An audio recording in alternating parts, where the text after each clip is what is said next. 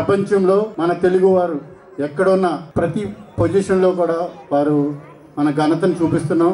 అలాగే ఈ గల్ఫ్ కంట్రీస్లో సుమారుగా మన తెలుగువారు నాకు తెలిసిన ప్రకారం ఒక 10 లక్షల మంది ఉన్నట్లు తెలుస్తుంది, గల్ఫ్ కంట్రీలో కాదు, యుఏఈలో. సో అలాగే మన తెలుగు వారికి మంచి వినోదం ఇవ్వాలి, వినోదం ఇవ్వాలి అనే ఉద్దేశంతో ఈ గామా అవార్డ్స్ని స్థాపించడం జరిగింది. మేము 4 ఈవెంట్స్ సక్సెస్ఫుల్గా జరిపాము. 5వ ఎడిషన్ కోసం మేము మా ప్రయత్నాలు ఏర్పాట్లు చేస్తున్నాం. సో ఈ సందర్భంగా ఇప్పుడు ఈ ఈవెంట్ ఎప్పుడు జరగబోతుంది, ఎక్కడ జరగబోతుంది, ఎవరెవరు వస్తారు అనేది మీరు రివీల్ చేస్తాం 1 by 1. సో మరొకసారి ఇక్కడికి వచ్చేసిన మీ అందరికీ ధన్యవాదాలు తెలియజేస్తూ, మనం ఈ గల్ఫ్ కంట్రీస్లో ఉన్నప్పుడు మన పరాయి రాష్ట్రాలు అంటే సౌత్ ఇండియన్ లాంగ్వేజ్లో మంచి మంచి కార్యక్రమం చేస్తూ చాలా ఆకట్టుకునే విధంగా చేస్తుంటారు. వారికి ధీటుగా అంటే మన తెలుగు వారు కూడా ఇటువంటి కార్యక్రమం చేయగలరు అని చెప్పడం కోసం ఇంత ఘనంగా ఈ కార్యక్రమం చేస్తున్నాం. ఈ తెలుగు వారందరికీ ఒక గర్వకారణంగా ఉండేలా ఈ గామా అవార్డ్స్ని మేము ప్లాన్ చేస్తున్నాము. దానికి ప్రతి ఒక్కరికి అంటే ఈ కార్యక్రమానికి సహకరిస్తున్న ప్రతి ఒక్కరికి పేరు పేరున ధన్యవాదాలు తెలియజేస్తున్నాను. అలాగే మా ఈ కార్యక్రమానికి ముఖ్యంగా స్పాన్సర్స్ అనేది చాలా ఇంపార్టెంట్. ఆ స్పాన్సర్స్కి కూడా మాకు ప్రత్యేకించి ధన్యవాదాలు తెలియజేస్తున్నాం. మన తెలుగువాడు చేస్తున్నాడు అనే ప్రతి తెలుగువాడు కూడా గర్వంగా మాకు సపోర్ట్ చేస్తున్నారు. అందరికీ ఈ సపోర్ట్ చేస్తున్న ప్రతి తెలుగు వారికి నేను ప్రత్యేక ధన్యవాదాలు తెలియజేస్తున్నాను. అలాగే ఇంతటి కార్యక్రమానికి చాలా ప్రముఖులు, సినీ ప్రముఖులు కానివ్వండి, కళాకారులు కానీ చాలా సపోర్ట్ చేస్తుంటారు. మేము మనకున్న రెప్యుటేషన్తో చాలా సానుకూలంగా ప్రతిబింబిస్తారు. కళాకారులు కానివ్వండి, లేకుంటే సినీ రంగంలో ఉన్న ప్రముఖులు గారిని, వారందరికీ కూడా పేరు పేరున ధన్యవాదాలు తెలియజేస్తున్నాను. గామా అంటే ఒక ఎమోషన్ అనమాట ఎప్పుడు కూడా. సో గల్ఫ్ అకాడమీ ఇంతకుముందు మ్యూజిక్ అవార్డ్స్తో స్టార్ట్ అయింది, తర్వాత మూవీ ఇంక్లూడ్ అయింది.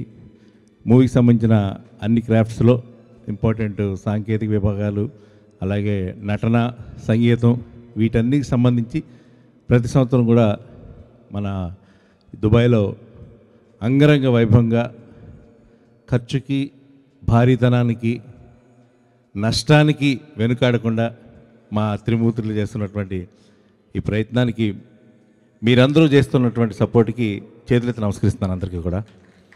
ఎందుకంటే ఏదో సినిమాలు అన్నట్టు మనిషి అన్నాక కొంచెం కళాపోషణ కావాలంటారు. సో కళాపోషణ కావాలి అనుకుంటే సరిపోదు, చేసేవాడు కావాలి. ఆ చేసేవాడు ఆ పని కనుక ఎన్నో లాభ నష్టాలు ఉంటాయి. లాభం కన్నా నష్టం ఎక్కువ ఉంటుంది నాకు తెలిసి. ఎందుకంటే ఒక ఇంత పెద్ద ఈవెంట్ని దేశం కాని దేశంలో తక్కువ మంది మ్యాన్ పవర్తో చేయడం అనేది మామూలు విషయం కాదు. ఇప్పుడు వీళ్ళు ఎప్పుడో జూన్లో రాబోయే ఈవెంట్కి అప్పుడే మొన్న 3 నెలల నుంచి వీళ్ళు అప్పుడే కింద మీద పడుతున్నారు. పాప మా సౌరవ్ గారు ఏదో Dubai to India city bus ఎక్కువచ్చినట్టు వస్తున్నాడు. ఎక్కడున్నారంటే ఇదిగా మామ ఇక్కడ మణికొండలో ఉన్నాను అంటాడు. ఎక్కడున్నారు అంటే ఇక్కడ దుబాయ్లో ఉన్నాను మామ అంటాడు. థియేటర్ నిన్నా కదా మణికొండలో ఉన్నారు. సో అంత కష్టం, ఇది అంతా చేయాల్సిన పనేం లేదు. ఈ ఇన్వెస్ట్మెంట్ని, ఈ కష్టాన్ని ఇంకో వ్యాపారం మీద పెడితే ఇంకా మంచి మంచి లాభాలు చూడొచ్చు బేసిక్గా.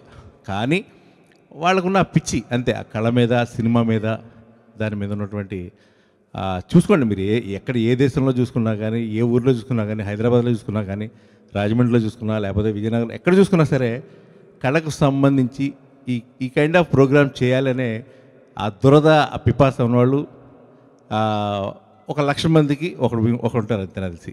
ఊళ్ళలో అయితే 5,000కి ఒకడు ఉంటారు అంతే. వాళ్ళకే ఉంటుంది ఆ సరదా, చేయాలి. ఎప్పుడు కూడా వాళ్ళకి ఆ లాభ నష్టాలు చూసుకోవడం కానీ, వాళ్ళకి ఏంటో అదొక పిచ్చి అంతే. ఒక కళాకారుని తీసుకొచ్చి సత్కరించాలి, వాళ్ళని అక్కడున్న అందరికి పరిచయం చేయాలి, ఆ ప్రపంచానికి వాళ్ళని గుర్తించాలి, వాళ్ళకు ఒక మంచి పురస్కారాలు అందజేయాలి అనే తపన, తృష్ణ చాలా తక్కువ మందికి ఉంటుంది. నేను ఇది గామా ప్రతి ఈవెంట్లో ఇప్పటివరకు నేను ఎప్పుడు మిస్ కాలేదు. ఫస్ట్ ఈవెంట్ నుంచి కూడా నేను వస్తూనే ఉన్నాను. నాకు అందుకే అంటే ఎలాంటి లాభాపేక్ష లేకుండా, ఎలాంటి ఉద్దేశం లేకుండా మనస్ఫూర్తిగా చేస్తుంటాడు త్రిమూర్తులు. అందుకే నాకు ఏమి ఇచ్చినా ఇవ్వకపోయినా, పువ్వులు ఇచ్చినా ఇవ్వకపోయినా నేను అనగానే వస్తూ ఉంటాను బయలుదేరి. చెప్పాను కదా, ఆయన ఒక బలహీనత మాకు. గామా అనేది నాకు ఒక బలహీనత అంతే, దట్స్ ఇట్, సింపుల్. సో ఇప్పుడు రాబోయే ఈవెంట్ ఇంకా అద్భుతంగా జరగాలి.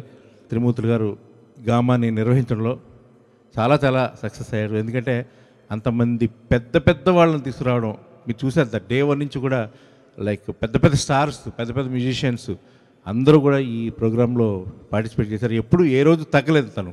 లాస్ట్ ఇయర్ కూడా అసలు అద్భుతంగా చేశారు ఈ ఈవెంట్ని.